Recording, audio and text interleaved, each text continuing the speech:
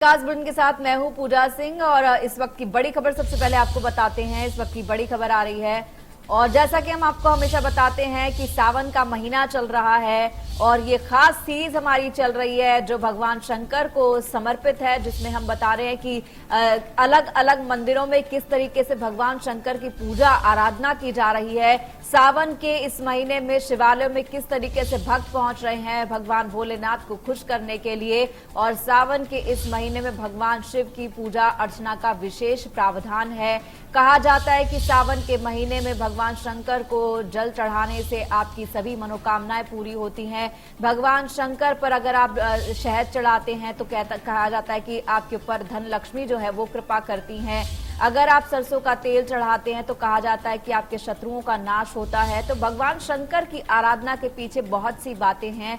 भगवान भोलेनाथ हर वो चीज आपको दे सकते हैं जिसकी कामना आप करते हैं। इस तरह की चीजें सामने आती है कि भगवान शंकर के दर्शन करने के लिए तमाम भक्त जो हैं सुबह से ही कतारों में लग जाते हैं। सावन का महीना पवित्र महीना माना जाता है जिसमें सिर्फ और सिर्फ भोलेनाथ को खुश करने की कवायद होती है, जहां कांवड़िए कई किलोमीटर तक पैदल यात्रा करके कांवड़ लेने जाते हैं, वहां से गंगा जल लाते हैं और अपने आराध्य देव को गंगा जल से चढ़ाकर उनका जलाभिषेक करते हैं। इसके अलावा नागपंचमी का त्योहार आया, उसमें भगवान शंकर के साथ साथ उनके परिवार की और नाग देवता की पूजा की जाती है और नाग देवता की पूजा का भी खास विधान है। कहा जाता है कि नाग देवता को अगर आप हल्दी अर्पित करते हैं तो बहुत ही शुभ माना जाता है। और ऐसे ही भगवान शिव की अगर बात करते हैं तो उनकी पूजा उनके परिवार के साथ की जाती है। सब परिवार पूजे जाते हैं। भगवान शंकर भगवान भोलेनाथ हैं, इसीलिए आप उन पर जल भी चढ़ाते हैं तो भी वो प्रसन्न हो जाते हैं। हालांकि सावन के इस विशेष माह में उनका पंचामृत से जो है स्नान कराया जाता है, दूध से, शहद से, दही से, शक्कर से, ये सब चीजें उनको चढ़ाई जाती हैं, जलाभिषेक किया जाता है।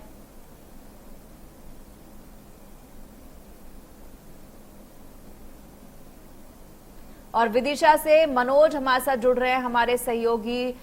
विदिशा में कौन सा मंदिर है मनोज जिसके दर्शन आज हमारे दर्शकों को आप करवाने वाले हैं? माखर धाम है, त्रेता युग से जुड़ा हुआ इस धाम का नाता। चारों तरफ कई किलोमीटर तक खेत हैं और बीच में एक पहाड़ी का टुकड़ा है। इस पहाड़ी में भगवान स्वयंभू प्रकट भोलेनाथ विराजमान हैं। काफी गहरी आस्था है इस धाम को लेकर श्रद्धालुओं में।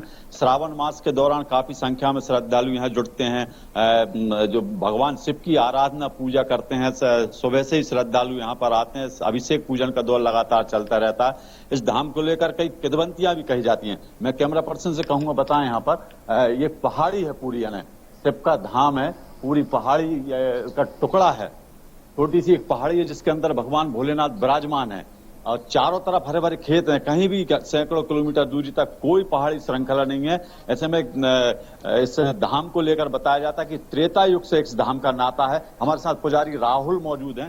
राहुल पुजारी जी, क्या है इस महत्व इस धाम का? इस मंदिर का महत्व है कि एक तो ये अनादि कालों से ये मंदिर हमारे पूर्वज देखते आ रहे हैं। कथाओं में बताते हैं हमारे पूर्वज की ये त्रेता युग से राम जी के समय का मंदिर है कि जब श्री लक्ष्मण जी को शक्ति लगी थी, जब हनुमान जी महाराज संजीवन बूटी लेने के लिए गए थे, तब वो पहाड़ लेकर आए तो उसमें से एक टुकड़ा यहाँ पर गिर गया जो कि बड़े आकार में प्रादुर्भूत हो गया है। बड़ा ही दिव्य स्थान है, सभी मनोकामनाओं को पूर्ण करने वाला। कई जगह आप देखेंगे पहाड़ के अंदर स्वयं भगवान भोलेनाथ का शिवलिंग तो है ही, मगर कई मूर्ति जो स्वतः पहाड़ में निकल रही हैं। एक आ रहा था बहुत छोटा जो कि 2 कंडे उसमें रखाते थे, आज देखेंगे कि वो 4x4 का हो गया है। कई पहाड़ के ऊपर कई रहस्य से छुपे हुए हैं और भारी संख्याओं में भक्त यहाँ पर बड़े दूर दूर से यहाँ पर बताएंगे वो कहाँ है। हाँ, मैं पूजा बता दूं, आप हमारे इंडिया न्यूज के दर्शक भी देख सकें। इस मंदिर की खास बात यह है कि इसमें एक आरा है पहाड़ी में जो छोटा सा था, लेकिन उसका जो आकार है लगातार बढ़ रहा है। ये वो पहाड़ी का टुकड़ा है। चारों तरफ हरे भरे खेत हैं।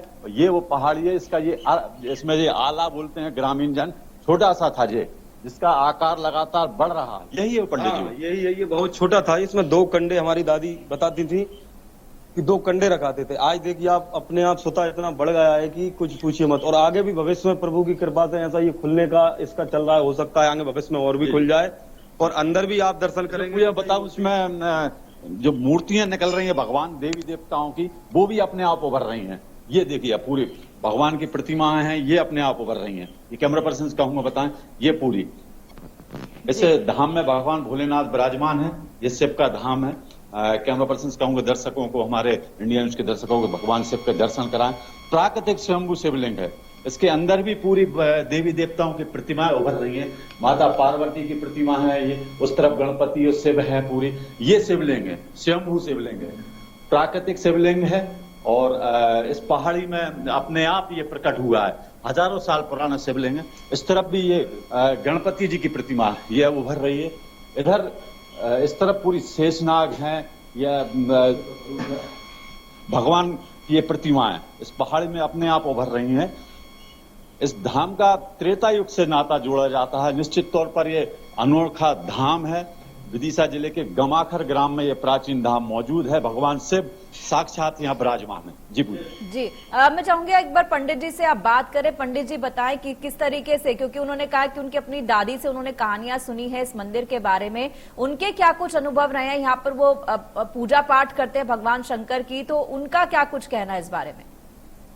पुजारी जी, इस धाम को लेकर आप अभी बता रहे थे कि आपकी दादी ने बताया, और क्या है इस धाम को लेकर कुछ विशेष? आप देखेंगे कि परिक्रमा मार्ग में कई जगह यही पहाड़ का पत्थर निकल रहा है। 2-3 जगह यहाँ और कुछ आरसीसी उसमें दब गए, तो वो भी वहां से भी निकल रहा है। आप देखेंगे पहाड़ के ऊपर कई नाम लिखे हुए हैं। जो भी इस पत्थर से नाम लिख देते हैं तो 2-4 महीने में ऐसा लगता है जैसे किसी हथौड़ा टांकी से किसी ने टांक दिया हो। पीछे साइड में अंदर जाने की गुफा भी है, जो कि बहुत अंदर गई हुई है। उसका रहस्य तो प्रभु जाने, मगर हमारे कुछ पूर्वज बताते हैं। तो कोई एक हमारे परिवार के गए थे, रस्सी बांध गए, मगर उसके अंदर भी भारी रहस्य है। गुफा है, बहुत अंदर जाने का मार्ग। एक महात्मा जी रहते थे यहाँ पर, उनने कई बार भगवान की ध्वनि इस आरे में सुनी है। शंभुदास जी महाराज करके रहते थे, जो रात्रि में उठते थे तो 2-3 बजे इस आरे में उनको श्री राम जय राम जय जय राम पूरी होती है। बिल्कुल सभी भक्त जिस कामना से आते हैं, इंदौर से, भोपाल से, बंबई तक के भक्त यहाँ पर दर्शन के लिए आते हैं। श्रावण जैसे उत्सव में, श्रावण मास में शिव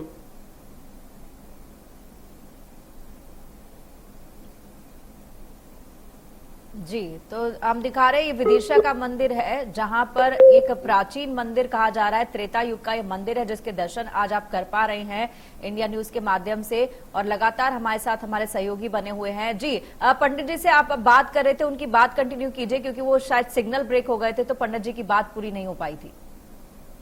पुजारी जी, आप बता रहे थे कहाँ पर क्या नाम वगैरह थोड़ा बताएं। चलिए आइएगा जी। कहाँ पर? इससे पहाड़ी में श्रद्धालु जो भी आते हैं, वो जो नाम लिखते हैं इस पहाड़ी में, वो लिखा रहता है, अंकित हो जाता है। ये पुजारी कहना हो जाता है जैसे कि किसी ने हथौड़ा टांकी से टांक दिया हो। अपने आप 3-4 महीने में ऐसा नाम बिल्कुल तक जाता है, जैसे RSE लिखा हुआ है। थोड़ा सा पत्थर से लिख के जाते हैं। ये श्रद्धालु ये नाम लिखते हैं और यहीं पर वो अंकित हो जाता है पूजा। ये नाम लगातार ये नाम पूरी पहाड़ी पर चारों तरफ लिखे हुए हैं। श्रद्धालु आते हैं, ये पहाड़ी में अपने आप ये एक पत्थर निकल रहा है।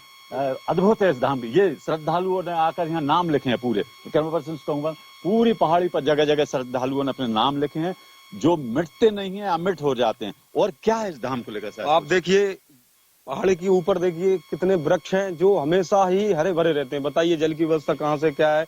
आप देखिए पीपल भी है, नीम भी है, सब पेड़ ऊपर भगवान पहाड़ के ऊपर है, मगर 12 महीने ऐसे ही हरे भरे रहते हैं। और ऊपर भी जब ध्वजा लगाने जाते हैं, उस साइड आपने देखा होगा पत्थर ऐसे रखा है जैसे कि कब गिर जाए, मगर प्रभु की कृपा, राम भरोसे जो रहे वो पर्वत पे भी हरिया। तो प्रभु की स्वयं भगवान भोलेनाथ यहाँ साक्षात्कार में स्वयं प्रकट, यानी स्वयं ही प्रभु भोलेनाथ यहाँ पर विराजमान है। बड़ा ही दिव्य स्थान है, और बड़ा ही आप देखिए ऊपर भी कितने नाम लिखे हैं। और गुफा के आप दर्शन करिएगा, गुफा भी है यहाँ पे, आप दर्शन करेंगे। चले, ये प्राचीन मंदिर है, त्रेता युग से इस धाम का नाता है। मैं कैमरा पर्सन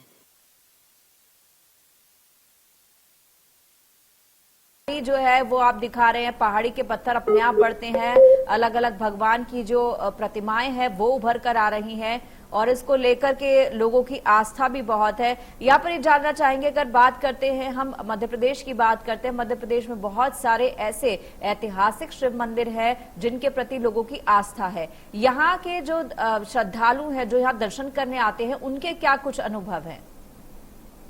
जी, ये देखिए, अभी एक श्रद्धालु आप पूजा बता दूं, पिंड भर रहे हैं, यानी भोलेनाथ के दरबार के पिंड भरकर ये दर्शन करने आई महिलाएं।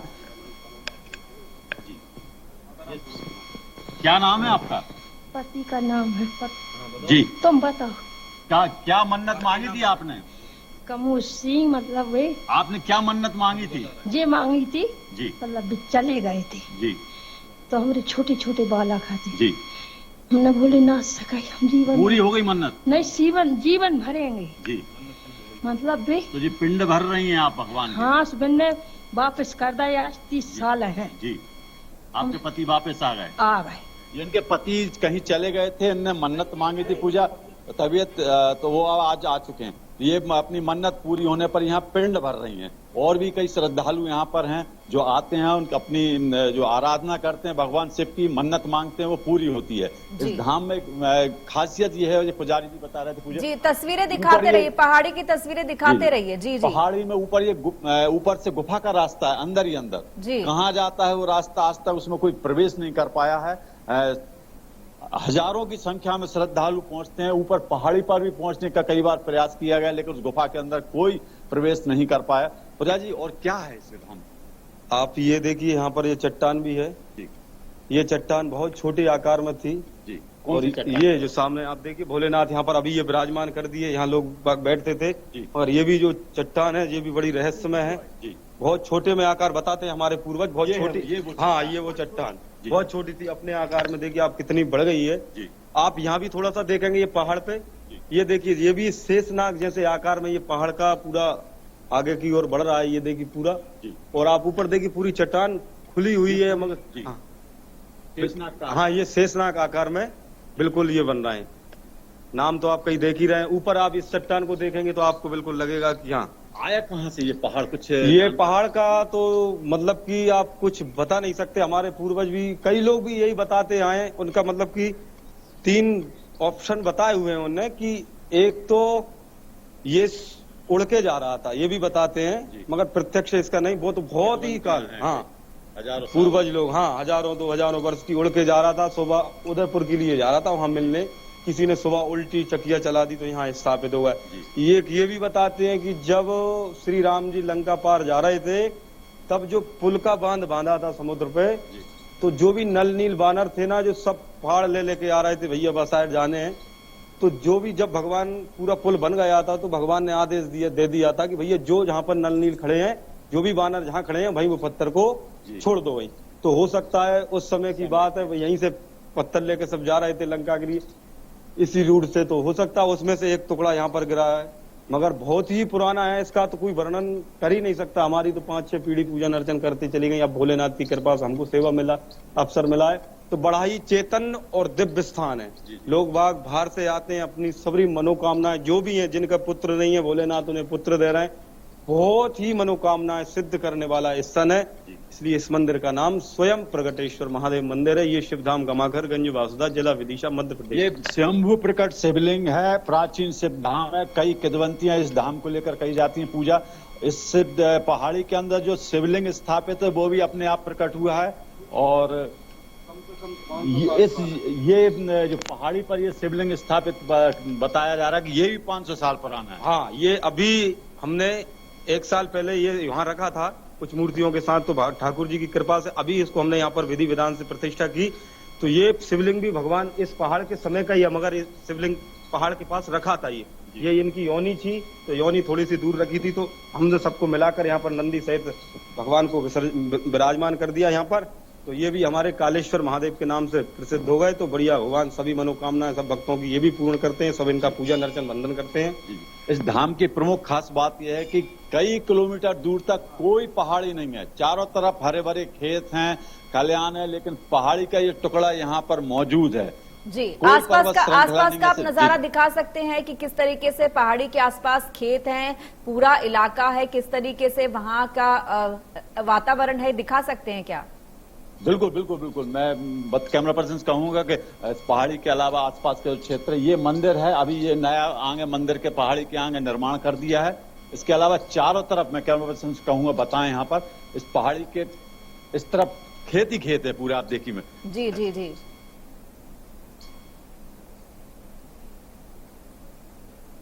तो ये तो बहुत ही आश्चर्यजनक बात है कि आसपास कोई चट्टान नहीं है, पहाड़ नहीं है, लेकिन वहां पर एक ही पूरे खेतों के बीच में सभी प्लेन जगह के बीच में एक चट्टान है, एक पहाड़ी है, उसमें गुफा है। अपने आप में अद्भुत नजारा है। आपसे भी जानना चाहेंगे यहाँ जो श्रद्धालु आते हैं उनका क्या कुछ कहना, उनकी मनोकामनाएं पूरी होती हैं, वो भगवान से मांगते हैं। लेकिन सावन के महीने में भगवान शंकर की पूजा का विशेष प्रावधान है। उस समय जो है भगवान को प्रसन्न करने के लिए क्या कहता है? बच्चा भी है एक आपके साथ, उसका क्या कहना है? मंदिर में सुबह सुबह दर्शन करने पहुंचा है। जी जी बिल्कुल, श्रावण मास शिव की आराधना का मास है। निश्चित तौर पर श्रद्धालु पूजन अर्चन को आते हैं। पूजा को आए थे बेटा आप पूजा करने? क्या मांगा भगवान से? रोज आते हैं पूजा करने श्रावण मास में कि प्रतिदिन वैसे भी? क्या मांगा भगवान जी से? थोड़ा तेज बोलो ना। और कौन कौन आते हैं? आपके दोस्त वगैरह सभी लोग आते हैं? परिवार के लोग? परिवार के नहीं, दोस्त आते हैं। दोस्त आते, पूजा करते हैं रोज आकर। जी, ये बच्चा भी पूजा करने आया था। हमारे साथ एक श्रद्धालु और मौजूद हैं, इसी गांव के हैं, गामाखर ग्राम के। कब से आ रहे हैं आप यहाँ पर? हमें जिंदगी भर हो गई यहीं पर आते हुए। मन्नत मांगते हैं, पूर्ण होती है जी। जो मांगो वो पूर्ण हो। यहाँ पर चलती आ रही है प्रक्रिया, सब क्लियर होती है। श्रावण मास में काफी संख्या बहुत ज्यादा लाखों लोग आते हैं। ये सोमवार को तो हद से ज्यादा मतलब भीड़ तब बना ही रहता है जी भोलेनाथ के दरबार में। जी, निश्चित तौर पर श्रद्धालु यहाँ पर मनोकामना पूर्ण होती है। और महाशिवरात्रि पर्व पर यहाँ पर लाखों की संख्या में श्रद्धालु जुटते हैं। दो ही ऐसे विदिशा जिले के धाम है, एक पवित्र नीलकंठेश्वर शिव मंदिर जिसका निर्माण राजा उदय ने करवाया था। दूसरा ये धाम प्राचीन धाम पहाड़ी, यहाँ पर स्वयंभू प्रकट महादेव विराजमान है। त्रेता युग से जुड़ा हुआ है इस धाम का नाता। तो यहाँ पर भी काफी संख्या में गामाखर ग्राम के अलावा आसपास के दूर दराज के क्षेत्रों से भी काफी संख्या में श्रद्धालु पहुंचते हैं। निश्चित तौर पर यह अनूठा धाम है। सुबह से ही यहाँ पर श्रद्धालु, एक और श्रद्धालु हमारे साथ मौजूद हैं। पूजा अर्चन को आए थे? कब से आ रहे हैं? पूरा सावन हुआ है जी। मन्नत पूरी होती है? क्या मांगा भगवान से? वो जो मांगते हैं देते हैं वो तो। जी जी। कितना प्राचीन धाम है? बहुत दिन हुआ है वो तो। देखते देखते प्रतिदिन आते हैं? प्रतिदिन आते हैं। ये श्रद्धालु प्रतिदिन आते हैं, कह रहे हैं कि हमारी मन्नत पूरी होती है। जी पूजा जी, आपसे भी जानना चाहेंगे। कहा जाता है कि अगर मध्य प्रदेश की बात करें तो वहां पे बहुत से ऐतिहासिक मंदिर हैं, बहुत से जो है पौराणिक मंदिर हैं, बहुत सी ऐसी जगह है जो भगवान शंकर से जुड़ी हुई हैं। हालांकि ये भी कहा जाता है अगर नर्मदा के जल की बात करें तो उसमें भी कण-कण में जो है शंकर बसे हुए हैं। मध्य प्रदेश की आस्था जो है वही जो है पूरी कहीं ना कहीं शिव भक्ति पर टिकी हुई है। ऐसे में इस मंदिर की क्या लोकप्रियता है? आप तो जानते होंगे मनोज, आप वहां रहते हैं, वहां काम करते हैं, किस तरह की लोकप्रियता है इस मंदिर की? बिल्कुल बिल्कुल, स्वयंभू प्रकट महादेव हैं। निश्चित तौर पर महादेव साक्षात यहाँ विराजमान है। यहाँ के बुजुर्गों से भी मैंने बात की थी, कई बार मैं यहाँ पर आ चुका हूँ। किसी को भी कुछ पता नहीं है कि महादेव यहाँ से कहाँ, किसने स्थापना की, कहाँ से आए। सिर्फ किंवदंतियां हैं, त्रेता युग से धाम का नाता है। महादेव की प्रतिमा यहाँ पर स्थापित है, शिवलिंग स्थापित है, अद्भुत शिवलिंग है। शिवलिंग को लेकर भी मैं पुजारी जी से पूछूंगा। बताते हैं टुकड़ों में विभाजित है ये शिवलिंग। जी, क्या है ये जो शिवलिंग हमारा है ना स्वयंभू, ये 3 भागों में है। मतलब कि या त्र्यंबकेश्वर भी कहेंगे, 3 भागों में है। 3 भाग उसमें शिवलिंग के ऊपर दिखते हैं। जो कि अभी जो मंदिर निर्माण हुआ था उस समय सभी लोगों ने, समिति वालों ने, सबने उस पर ये मंदिर का थोड़ा सा वो लगवा दिया ऊपर से, जिससे कि उसमें जल अंदर न जाए। बड़ा ही दिव्य शिवलिंग है। कई लोगों ने तो पहले सोचा भी कि इस शिवलिंग को हटा के हम दूसरा स्थापित उखाड़ने का प्रयास किया, मगर अरे स्वयं तो स्वयं है तो उसको कैसे कर सकते हैं। मगर नहीं, जिसने भी ये सोचा था सब लोगों ने, तो उनको सपना दे दिया। तो बिल्कुल छेड़खानी नहीं करना आपको, प्राचीनता ही है। तो शिवलिंग बड़ा ही अद्भुत शिवलिंग है, जो कि भक्त लोग बढ़िया अभिषेक पूजन अर्चन करते हैं और सब भक्तों की मनोकामनाएं पूर्ण होती हैं। और ये भी बताते हैं इस भैया पहाड़ में कि सुना बता रहे हैं कि जिस घर में विवाह शादी होते थे ना पहले, जो अपन वहां दर्शन किए थे, वहां विवाह शादी में बर्तन भी निकलते थे पहले। जिसके घर में विवाह हो, सुनी बता रहा है, तो कि आप वहाँ रात को आओ, मन्नत मान जाओ कि प्रभु, हाँ जो भी विवाह में एक बर्तन लगते हैं सब बर्तन निकलते थे। कई किंवदंतियां इस धाम को लेकर, लेकिन मुख्य बात यह है कि जो शिवलिंग है 3 भागों में विभक्त है। निश्चित तौर पर अद्भुत शिवलिंग है, उसे हटाने का प्रयास किया गया। ग्रामीणों ने सोचा कि शिवलिंग की कहीं और स्थापना करें, ताकि जो कि अंदर सक्रिय जगह है, थोड़ी सी जगह है पहाड़ी में, जहाँ पर श्रद्धालु पहुंच नहीं पाते, लेकिन उसको डिगा नहीं पाए, उठा नहीं पाए। आज भी उसी अवस्था में शिवलिंग है, छोटा है, उसका आकार भी लगातार बढ़ रहा है।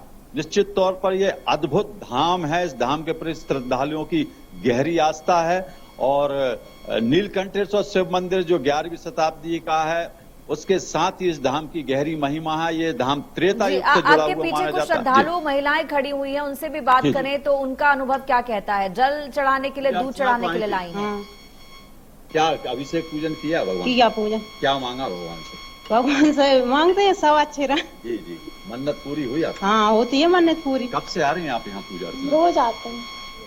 क्या मांगा भगवान से? जो होती है इच्छा मांगने को मांग लेते हैं रोज। जी जी, अद्भुत है धाम पूरी, हर हाँ, इच्छा हमें तो मांगता पूरा विश्वास, हम दुनिया में कहीं भी चले जी। जाएं, हमें यहाँ के ये सब मंदिर कहीं नहीं लगता। बस जहाँ शांति मिलती है वो हमें कहीं नहीं मिलती। चारों तरफ खेत हैं, पहाड़ियां नहीं है, और एक पहाड़ी में यहाँ कहाँ से आया है कुछ पता नहीं? अभी तो सबकी जो सुनते हैं, हमने तो देखा नहीं है। जी ये देश का किसी को पता नहीं है। जी जी अब इनसे पूछो, ये बताएंगे। जी जी 13 साल शादी के हो गई थी, बच्चा ना भाई। शंकर जी कहाँ आए, मनोकामना पूरी करी, बच्चा भाव एक है।